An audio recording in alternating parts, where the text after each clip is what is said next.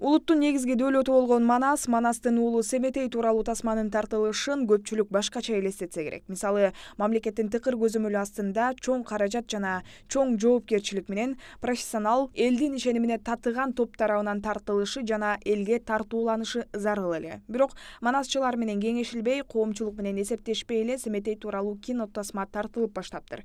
Жада калса жумуштун 60% жасалган айтылууда. Бул тууралуу бүгүн белгилүү манасчылар айтып чыгышты. Ала тоону сүйүш үчүн ала тоодой жүрөк керек дейт. Манаска батынып тартыш үчүн ошончолук билим, ошончолук жүрөк керек. Ошого жоопкерчилик керек. Мына ушул нерсени көрбөй туруп, мына ол сценарийден тасма тартылат деген сценарийден керек болсо кече ошол тартабыз дегендер менен жолугуп дагы жооп ала албадык. Кайсыл жери мына көрүнүктүү, мына дукту көтөрөт, кыргыздын намысын ойготот деген кайсыл жери бар деген суроо берип жооп ала албадык. Анан кантип Манасты тартабыз? Сагынбай айтып келген, Саякбай айтып келген, Тыныбек, Келдибек, Чоңбаш, Нармантай, Акылбектин баары айтып келген салттуу Манасты бурмалатканга жол бербешибиз керек да. Анан жана башта айтпадыбы? Соода сатык боюнча улуттун намысы Семетейдин эрдиги кайда калат? Анан барып алып Манас атам сөөгү 6 айда калыптыр, ошол жака барып Куран окутуп келейин деп жүрөт. Десек анеке мен да кошо бармакмын деп атат. Ал бул болбойт да. Манастын коту конгон жерлерде 40 жерге койдурду дейт. Аны так айтпайт. Эми карап көрсөңүздөр, мен кыскача биринчи баракка эле токтолуп кетейин. Көбөш хан Кангайдын өкүлү менен бирге олтуруп, анан айтып жатат. Манас мага аталаш бир тууган болгону менен миңдеген адамдын канына себепкер болду дейт. Манасты жоготкон сиздерге Коңгурбай Баатырга ыраазыбыз дейт. Бул эмне деген кеп? Мына эми согуш токтоп, бир кишинин артынан канча миңдеген адамдын курмандыгы болбой калды деп.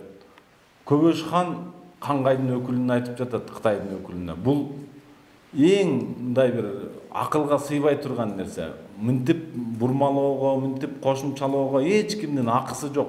Эгер ушундай бурмалоолорду билген болсо, сөз түрдө сиздин дагы, биздин да намысыбыз жол бербейт деп үмүттөнөм.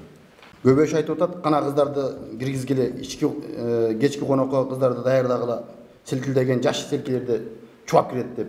Бул эми эч кандай салттуу сюжетте да жок.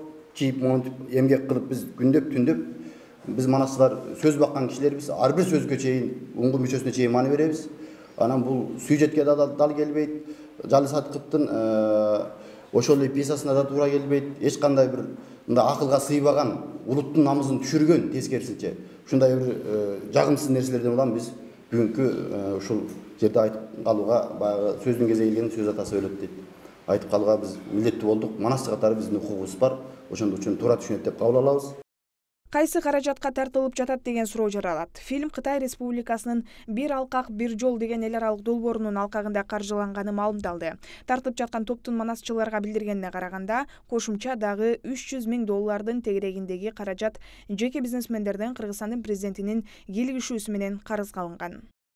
Келечекте режиссерді айтып атат Кытайга прокатка чыгаруу боюнча.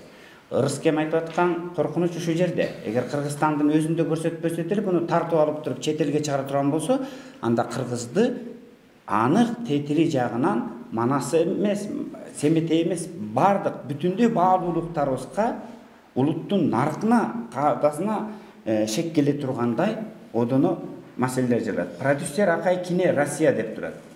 Бул жөнүндө кызык, буну өзүнчө карап көрсө болот да.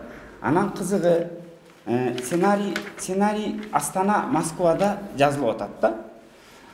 Анан биз суроолорду бердик бир нече маселелер боюнча. Бирок эч бир жооп ала албадык. Кызык, каржылай турган кишилердин тапшырмасын аткарып атабы деген дагы суроо жаралат экен өзүнөн өзү. Неге дегенде бул сценарийди жазган киши болгон 38 парактагы ар бир үтүр точканы текстти билиш керек да. Бизге башка салттуу Манастагы текст эмес, ушу сценарийдин ичиндеги тексттер жөнүндө тааныштыгы жок экендигинен кабар алып атабыз. Режиссердин, продюсердин. Демек бу жерде коркунучтуу, олуттуу маселелер болуп атпайбы? Биз деген бардыгын баса белгилеп айтып атабыз. Бул мындай нерсе болуп атат да, силер тартып алсаңар биз башка жакка көргөзө беребиз деген нерсе болуп атат да. Анда мамлекет сыймыктанган нерсесин ар кимге талатып коюшун карап отура береби? Мына мисалы Кытайлар айтып жүрөт, кытайча которгондо Қаңқор Манас дегенди ушундай которуп койгон дейт, вампир Манас дегенде эле которуп койгон дейт. Бир сөздөн Манастын кадыры кандай болуп кетип атат. Ал эми бул жерде бүтүндөй бир окуя жатып атат. Кытайга болгон кошомат жатып атат. Кытайга эле эмес, ал жерде башка элчилерге дагы кошомат жатып атат. Туура. Азыр сиздер белгилеп өткөн жерлер боюнча суроолорго жооп алып атыңыздарбы жаратуучулардан? Алып салабыз дейт. Муну алып салабыз, аны алып салабыз дейт. Анда жок да, сценарий жок да. Жок сценарий менен кантип тартат? А бул боюнча министрликке кайрылдыңыздарбы? Биз мына ушул жерден түз кайрылып атабыз. Маданият министрлигине дагы, өкмөт башына дагы, журт башыга дагы бул нерсени көзөмөлгө алуусун суранабыз, тескөөгө алуусун суранабыз. Кыргыз Республикасынын эл артисти Күмөндөр Абылов бул боюнча пикирин ачык айтып чыккандардын бири. Манас дегенде бүгүн келген эртең эле баштап тартчы кино эмес, буга деген 3 жылдап, 5 жылдап камынып тулпарларды алып келди, ак кулаларды каяктан табат, булар тай торуну каяктан табат. Ушунун баарын таап, акерлерин машыктырып, соот кийимдерди тиктирип, жанагыдай курал жарактын баарын илгеркидей жасатып, Трояны кандай тарттылы, андан жакшы тартыш керек да, мисалы үчүн мунучу. Фильм Жалил Садыковдун Манастын уулу Семетей драмасынын негизинде жазылган сценарий боюнча тартылып жатканын продюсери жана сценаристи Өмүрзак Төлөбеков журналисттерге билдирди. Ар бир манасчы ар башка вариантты айтат. Саякбайдыкы башка, Сагынбайдыкы башка.